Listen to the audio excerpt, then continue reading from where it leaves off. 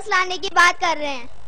बोले बाबा जी गलत काम यही कर रहे हो आप कि ये फिर इनको क्यों परेशानी हो रही है? क्योंकि इनको लोकपाल बिल लाने की, काला धन वापस लाने की परेशानी हो रही है, तो आपसे चिढ़ हैं। बोले कोई चल लोकपाल बनाने की बात करे या काला धन लाने की बात करे, जो भी देश के लिए अच्छी बात करते हैं उससे ये चिढ़ने लगती है। इसका मतलब अब आगे से एक सबक लो कि आगे से वोट उसी को देंगे जिसकी नीयत में खोट, आगे से वोट उसी के को देंगे जो 400 लाख करोड़ रुपए का काला धन देश को दिलाएंगे और जो भ्रष्टाचार मिटाएंगे। हाँ, ये दोनों बच्चों ने ही छोटी उम्र में बड़े प्रश्न कर दिए, तो इनको इनाम देते हैं, च्यवनप्राश खाएंगे, मजबूत हो जाएंगे। जाओ फिर आगे तुम भी लड़ाई करना मेरे साथ। हाँ, ये आपके लिए भी। हाँ बेटा जाओ।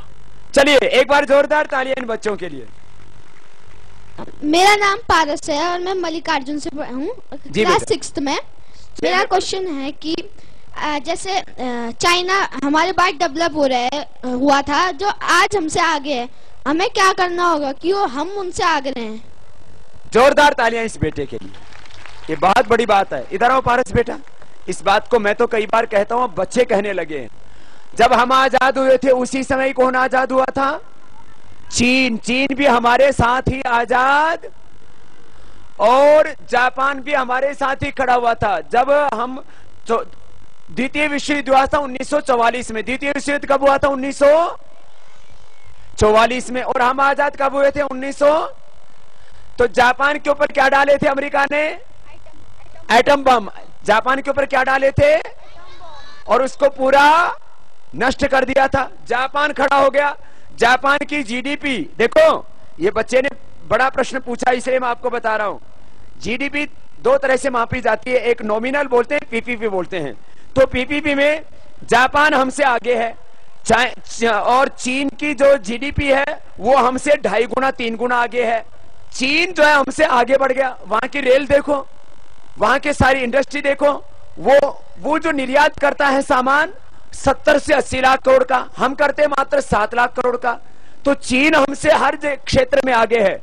वो तभी हो सकता है जब भारत में से भ्रष्टाचार खत्म हो और जब भारत का काला धन वापस, तो ये इंडस्ट्री में, एग्रीकल्चर में, सर्विसेज में लगेगा। तो भारत की अर्थव्यवस्था आज चीन की अर्थव्यवस्था है 500 लाख करोड़। बोलो कितनी है? और हमारी अर्थव्यवस्था है 200 लाख करोड़। कितनी है? और यदि 400 लाख करोड़ पे और जो काला धन जुड़ जाए उस अर्थव्यवस्था में, तो हमारी अर्थव्यवस्था कितनी हो जाएगी? बोलो तो जितना पैसा लगता है उससे ज्यादा बढ़ता है। किसान को यदि खेती में 1 लाख रुपए लगाता है तो अगले साल आमदनी कितने की होती है? 2 लाख की, कम से कम 3 लाख की। नहीं तो लगाएगा क्यों? इंडस्ट्री में जहां भी हम पैसा लगाएंगे तो कम से कम 2-3 गुना बढ़ेगा। तो 400 लाख रुपए कितना हो जाएगा? 800 लाख करोड़ रुपए। 2 लाख करोड़ रुपए पहले की जोड़ दो, कितनी हो गई? 1000 लाख करोड़ रुपए की हमारी जीडीपी हो सकती है यदि काला धन आता है। और हम चीन से कितने हो जाएंगे? दुगना। चीन से कितने हो जाएंगे? तो बच्चे ने बड़ा प्रश्न पूछा, पारस ने जोरदार तालियां बजाइए इसके लिए। और हमारी बेटियों ने भी अच्छा प्रश्न पूछा, उनकी तो प्रिंसिपल को ही बुला लेता हूं। आइए बहन इधर। वो प्रिंसिपल ऐसे अपने सब बच्चों को लेकर के आई हैं। हा? और इनकी प्रिंसिपल को तो मैं च्यवनप्राश का डब्बा दूंगा तो थोड़ा पड़ जाएगा। बहन रेखा के लिए भी एक बार हमारी बहुत बहुत शुभकामनाएं हैं।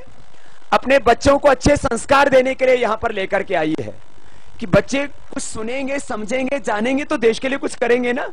और बहन रेखा के लिए हमारी बहुत बहुत शुभकामनाएं। और मैं चाहता हूं सब अध्यापक अपने बच्चों को, सब आचार्य अपने बच्चों को ऐसी शिक्षा दें कि वो आगे चल करके हिंदुस्तान को सबसे महान मुल्क बनाए देश का। बहुत बहुत शुभकामनाएं।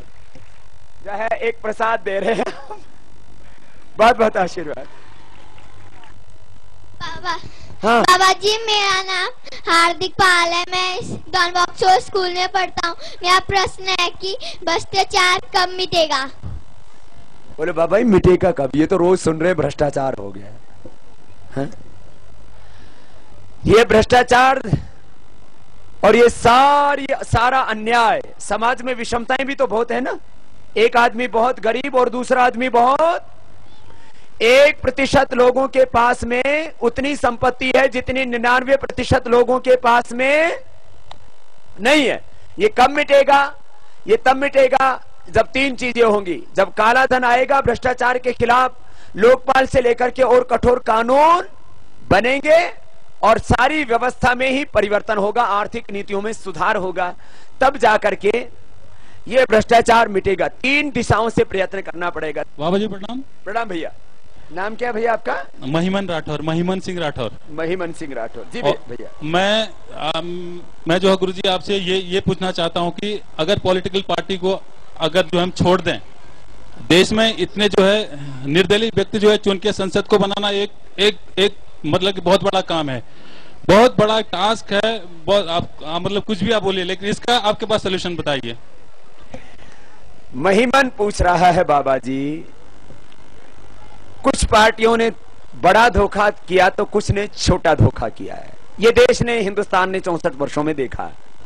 विकल्प क्या हो?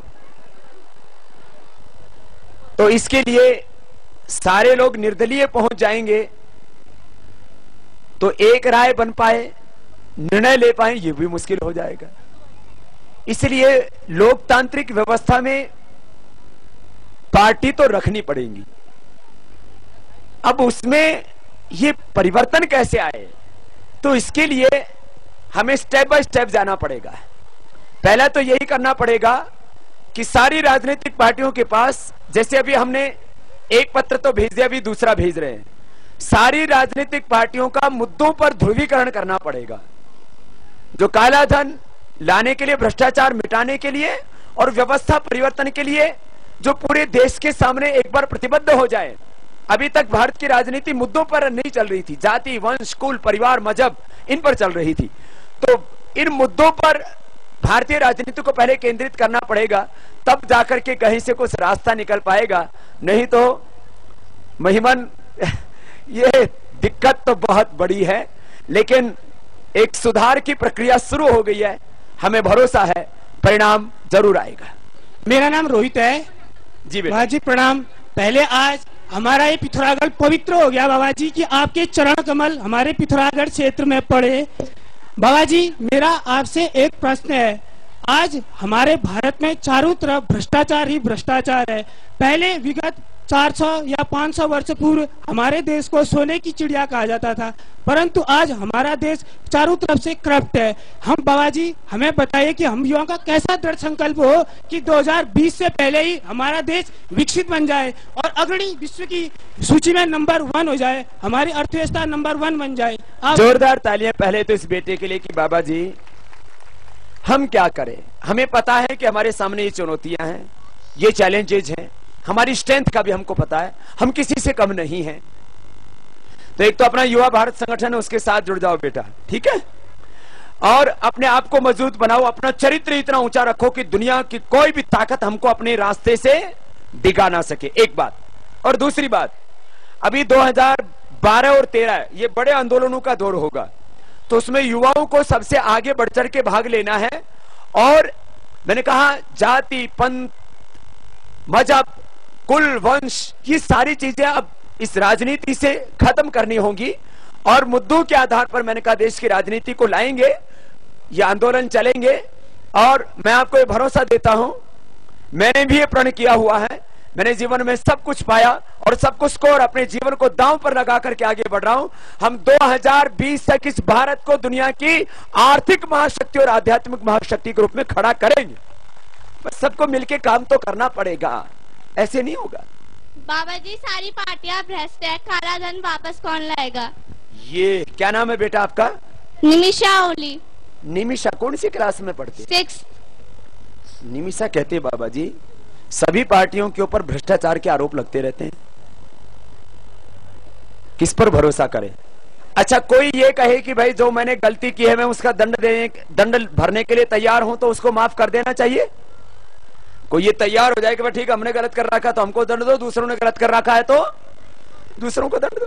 तो जो राजनीतिक पार्टी कम से कम इसके लिए तैयार हो जाए कि भाई यदि हमारा काला धन है तो हमारा भी ले आओ और दूसरों का है तो दूसरों का भी ले आओ।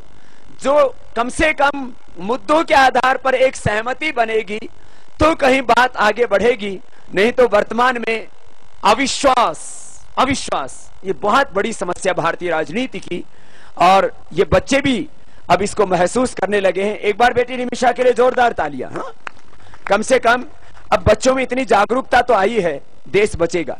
बाबा जी नमस्कार। नमस्ते बेटा। मैं आपसे पूछना चाहता हूँ कि आप पॉलिटिक्स क्यों नहीं ज्वाइन कर रहे हैं? वो नाम क्या है बेटा आपका? मेरा पंकज सोन।